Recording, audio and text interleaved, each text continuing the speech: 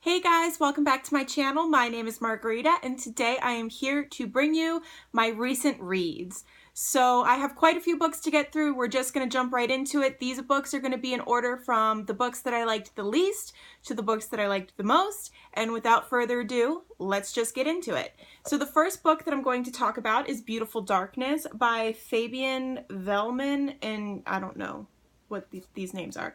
But basically this is a graphic novel that follows this little person, and someone said it was kind of like Lord of the Flies, and I kind of get that, but this really just seemed like the middle of a story. There was no beginning, there was no end. It just seemed rather pointless to me. I gave this 2 out of 5 stars. I really enjoyed the artwork and stuff, but the story, the plot itself and the story itself just was not for me. There was definitely some dark parts in this, like these little creatures come out of a little girl who I'm assuming was murdered. Like, you find that out really, really quickly. That's not a spoiler. But this just really wasn't for me, which I find very unfortunate. So that's the first book. The next book that I'm going to talk about, these are my 3-star books. That is A Study in Charlotte by Brittany Cavallero. This is basically a Sherlock Holmes retelling, but where Sherlock is a girl and Watson is a boy. And they're in, I want to say high school. And it was okay. It took me a while to read. My friend Maya actually picked a couple books for me to read. This was one of them, and I enjoyed it, but I didn't think that it was the best thing I had ever read. But I'm still really glad that I read it. Thank you for picking it, Maya. And I gave that one 3 stars. The next 3-star book is House of Women by Sophie Goldstein, and this is another graphic novel, and it's about these women who go to another planet, I guess, as missionaries, and what happens while they're there. And there's some really dark undertones, and there's some crazy things that happen in here. I did enjoy this. I heard that this was based on an actual novel, which I'm very interested in reading. So I enjoyed this, gave this 3 out of 5 stars. And all the rest of the books that I'm going to talk about are 4 and 5-star books. So before I forget them, because I don't actually have physical copies, let me talk about the ones that I don't have physical copies for. So let's see, that is going to be The Lion and the Dinosaur. Those are 2 separate graphic novel series by Frederick Bremond. I don't know how you pronounce his name, but they're basically just graphic novels that follow the life or a part of a life of one of those creatures. So there was the dinosaur, that one was really cool. And then the lion was also very cool. I thought that was a great story. The artwork is absolutely beautiful, and they're really, really short graphic novels, because again, they're just following the life of one of these creatures, and there are no words. It's just beautiful artwork. I really enjoyed it. 4 out of 5 stars. The next 2 are also graphic novels. So I have Saga Volume 4. I gave this 4 out of 5 stars. I really enjoyed this series. I haven't been able to find it for less than full price, so I'm getting them out of my library whenever I can find them. But really enjoyed this. I'm excited to see how this is going to end, because it left off on kind of a cliffhanger. So I think there's another 3 or 4 books out there for me to get to, so I'm excited. The next graphic novel is The Prince and the Dressmaker by Jen Wang, and this is about a prince who finds this dressmaker to make him dresses because he feels most himself when he is dressed as a woman. And this is so cute. Definitely loved it. The ending was my favorite part with the dad. I mean, it was just absolutely fabulous. So 4 out of 5 stars, highly recommend, definitely a good time. The next 2 that I have are actual novels. So I have The Silent Companions by Laura Purcell. I just finished this not too long ago. This book was so eerie and creepy, and I really, really liked it. I gave it 4 out of 5 stars. I couldn't give it the full 5 out of 5 stars because the ending, for that ending to be true, that this book could have been a lot shorter, I think. I can't really go too much into it. But basically, this follows Elsie, who was recently married, and her husband died under these mysterious circumstances.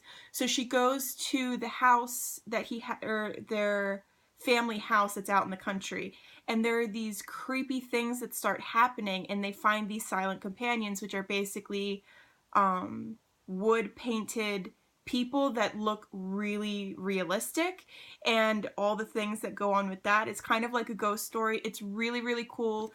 It actually follows 2 different perspectives. Excuse me, I messed that up. It follows Elsie in the past and also when she is in an asylum, but it also follows 200 years before that. What's her name? I want to say it's Anne. It follows Anne 200 years before at the same house, and you kind of get this whole story, and it all weaves together in the end. Very, very good. I think this was very well written. The ending just leaves me a little, if that were true, then this book could have been shorter, and a lot of things that happen don't make sense as to why they happen, but definitely really enjoyed this. Highly recommend. Pick it up.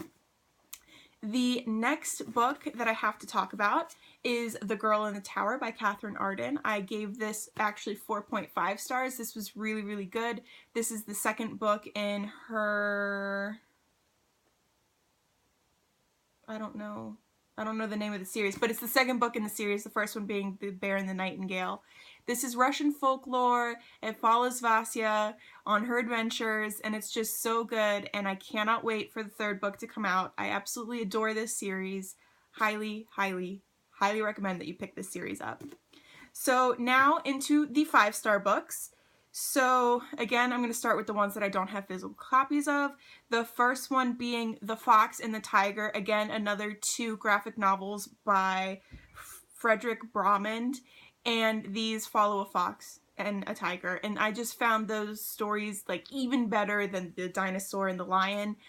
I really, really enjoyed them. Again, beautiful artwork, short story, like short to the point.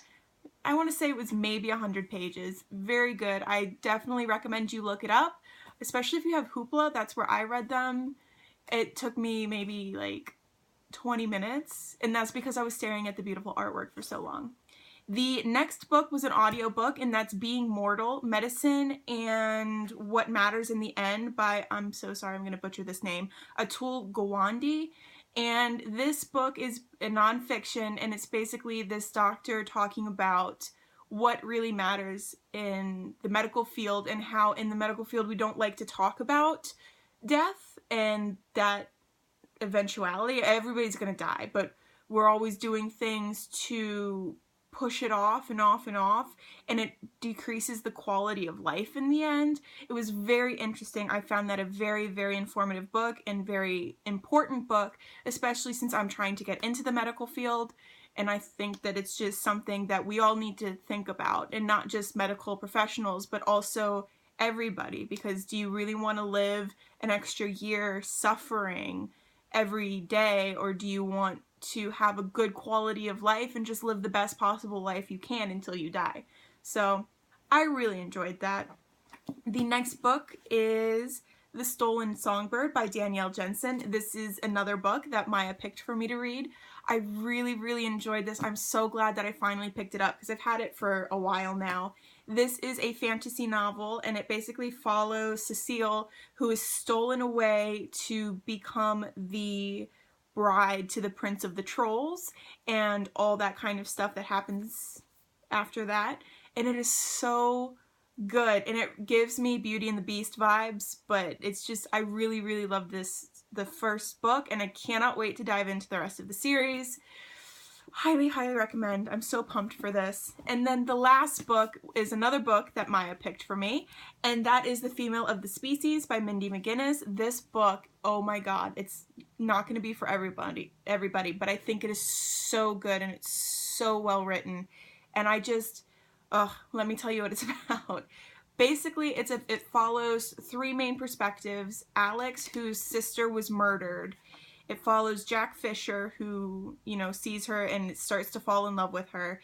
And it also follows PK, who is the preacher's kid who befriends Alex. It's mostly the story of Alex, but from, you know, those two different perspectives and from her perspective. And Alex's sister was, I believe, raped and murdered. So it talks about that story and how that has affected her and who Alex is as a person. And I just, while I was reading this, there were so many times I was like, I wish I were like Alex, that I could stand up for people and do the things that she does without fear of what people are going to think of me doing the right thing. Not necessarily all the things that she has done. I'm just going to put that out there, but this is so good. Trigger warnings, obviously, for rape, for murder, for all those kinds. This is a very, very dark book, but so good and so worth reading, in my humble opinion. So those are all of the books that I have to talk about for today. I have been doing a lot of reading, and hopefully I will come back to you guys here shortly with another recent reads. All right, talk to you guys later. Bye.